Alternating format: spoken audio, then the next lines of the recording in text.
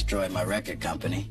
So right now we're getting everything back together and we finna come out, you know, fully loaded. It all started because of Dr. Dre, who was dissatisfied with his financial position at Ruthless Records. It is reported that Dr. Dre scheduled a meeting with Eazy, but never showed up to the meeting at all. Instead, Suge Knight showed up, threatening the member of NWA. Dre wasn't there. Oh, Dre wasn't there at all? Nah. Dre set it up, though. Did Eazy get beat up like the movie show? Nah, hell no. They didn't touch him. Keefy D said that Eazy had all the Compton Crips behind him. Of course. Suge wouldn't touch him. Of course. You're gonna sign these, releasing Dre and DOC from Ruthless. And Eric was, if he walked between my legs, excuse my French, people probably would think he was my penis. I gotta kill this motherfucker, Suge Knight. No, you're not gonna do that. Jerry Heller talked him out of the idea, but he later said he regretted not letting him go on with it. I should have let him kill him. Yeah. You know, I would have done the world a favor. He would have done it for sure. BG Knockout recounted the story of how he met Suge Knight at the Billboard ceremony. I see Suge kind of trying to press Eazy. So me and my brother jumped up, ran up there, like, what's happening? Suge was like, yeah, outside. We gonna see what's happening outside. They came back to the hood. They brought straps for everybody. So we went outside. Everybody was strapped up.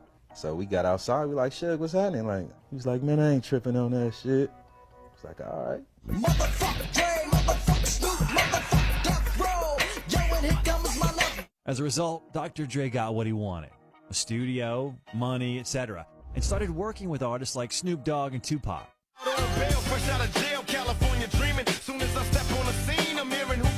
To an extent, Pac's arrival at Death Row influenced Dr. Dre's decision to leave the label because they had different creative approaches. Pac wanted to spit out track after track, yet Dr. Dre is a perfectionist in this regard. Aside from that, Dre didn't like the environment at Death Row, which was quite tense at the time, as was shown in the movie. And y'all ain't here acting like y'all on motherfucking vacation. I got Pac in the next motherfucking room. Grinding, man. Working. Dr. Dre made the decision to leave Death Row, and since he didn't want any conflicts, he agreed to leave with empty pockets and create his own label called Aftermath. One particular story was recounted in the documentary The Death Row Chronicles. Dre took those masters with him, and Suge was really pissed off. Suge tried to intimidate the producer, and nothing came of it. Suge Knight was angered by the success of Aftermath. When Dre was at the height of what he was doing at Aftermath, he just really was so focused on, you know, fuck him. But later, another reason became known as to why Dre decided to leave. As Dre said in an interview, if you get scammed once, it's their fault. If you get scammed a second time, it's your fault. Nearly 2 decades later, Dre filed a lawsuit against his former label, alleging that they owed him over $3 million in unpaid royalties. Legal documents alluded that Dre believed there to be a discrepancy in the payments he received from Death Row Records, and that they'd yet to honor a bonus from records sold while the label was in bankruptcy. Now, let's move on to Snoop Dogg. The beef between Pac and Biggie was in full swing, and Tupac and Suge didn't like that Snoop was still hanging out with the guys from Bad Boy Records. Snoop recounted how they were once on a flight and no one spoke to him. Was having conversations and doing all kinds of things, saying nothing to me. Pac, you going to Vegas to the fight? I said, pfft. Then came the day that changed everything for Tupac and for Death Row as well. Tupac was killed, and Snoop fell deep into depression, not knowing what would happen next. He did, however, understand that this shit needed to end, and generally speaking, he was just advocating for peace. In 1996, Knight was in jail for violating his parole during a shooting in Las Vegas. Snoop wanted to end the conflict with Bad Boy Records and wanted to ask Suge what he thought about it. Fuck the bitch ass niggas. That's the word I got back. So it made me feel like fucked up because it's like, you see me trying to reach out and show love, and this the message that you send. After that, Snoop had to hire security to protect him from Suge, as he was trying to kill him. He wanted action when I was in the blind, when I didn't have no help, when I didn't have no team, and when he could stack a team. I was working against the devil, and through the grace of God, Master P called Suge and tried to solve the issue, saying that he wasn't afraid. What you want for Snoop? Because everybody else was scared of that nigga. Everybody, that's when Suge Knight was the monster, the boogeyman. Suge responded, saying that it's not about that. It's about respect. But if you want to talk about business, we will talk about business. Master P gave millions to Suge to release Snoop Dogg, who ultimately became a member of the No Limit label from his contract.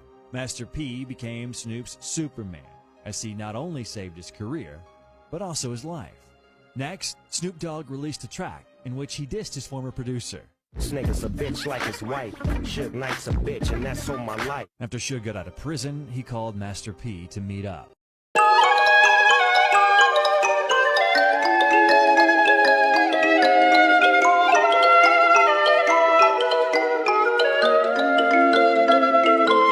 You're known for being a big reader. Look at all those books behind you in that bookcase. I try. Can you give me a recommendation? Oh, yeah. Come Let's do it. Show me what you got. Let's see. Oh, I read this book recently. It's a bunch of Leonard Cohen poetry. One of my songwriter friends gave it to me, and it's so incredible. And I'm in love with Leonard Cohen. He's amazing. He's great. Yeah. What else do you have in there that's cool? Oh, okay, so I made Lost of the Record at Electric Lady Studios in New York, and I told the owner of the studio that I really love Patti Smith. There's a picture of her in the hallway. And lo and behold, the next day I was playing the piano and I get a knock at the door, and Patti Smith is there, and she's like, "Hey, Olivia, nice to meet you. I wanted to come and say hi."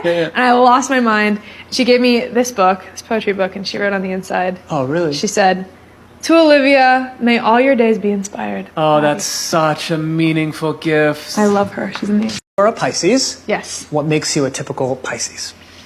I'm a Pisces to a T. I'm super emotional, I'm musical, and I love a swim. What's the most trouble you ever got in with your parents?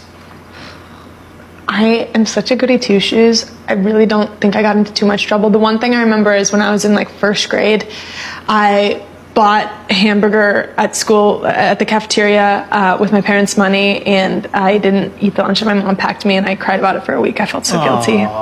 Yeah. What's the best thing about being an only child? I'm best friends with my parents, and I got so much attention growing up. And what's the most stressful thing about being an only child? Sometimes I really wish I had an older sister to give me advice.